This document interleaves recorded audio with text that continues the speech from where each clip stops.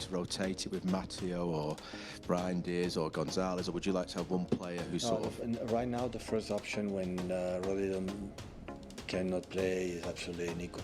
Nico is making steps forward and didn't play against Aston Villa, unfortunately for us, because he was not perfect. He had an incredible knock on the day before. We played him before Aston Villa. I don't remember. Before Aston Villa had a problem in the feet, and that's why it was not perfect for Tijani. But I think in that position he understands more and gives us more. There is Nico. Into your team, you used to have Fernandinho in that position. Yes, Sorry? You used to have Fernandinho in that position. Yeah. How has your team changed between that team with Fernandinho as a number 6 and sort of Rodri now, or Nico, whoever it might? Not much. Help us to be in Premier League. It's necessary to have this physicality. Some players, for obvious reasons, everybody knows that it was less, for example, in Barcelona, even in Bayern Munich. But here we need it. We need this type of a little bit more physicality, but be involved in the process. Our process to play always is massively important. So the structure. Press conference. Drama. Pep Guardiola sends strong message on unstoppable Arsenal. The press room at the Etihad was filled with tension. Cameras flashing and journalists leaning forward, waiting for one man to speak. Pep Guardiola walked in calmly, but the weight of the title race was clearly on his shoulders. With Manchester City chasing down a seemingly unstoppable Arsenal, every word mattered.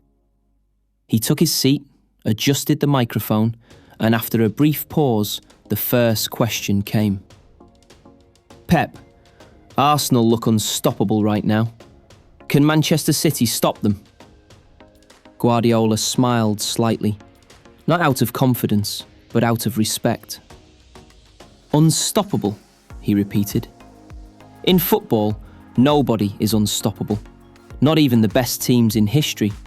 But yes, right now, Arsenal are playing at an incredible level. The room went silent as he continued. Respect for Arsenal's rise. Guardiola didn't hesitate to praise Mikel Arteta and his squad. What Mikel has done is special, Pep said.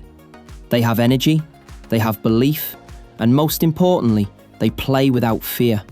That is very dangerous.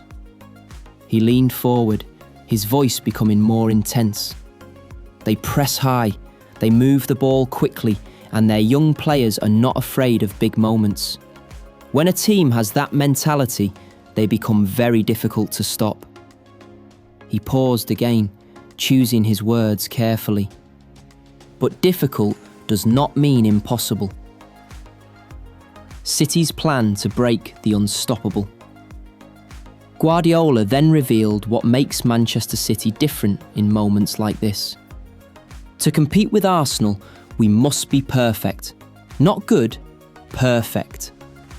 He raised his hands slightly, emphasising each point. First, we must control the game. Arsenal are dangerous when the game is open. If we lose control, they will punish us. Second, we must be brave. If you go into a match afraid of a team, you have already lost. We respect Arsenal, but we do not fear them. And third, we must suffer. That last line caught everyone's attention. Yes, Pep continued, to beat a team like Arsenal, you must suffer. There will be moments where they dominate, where they push you back.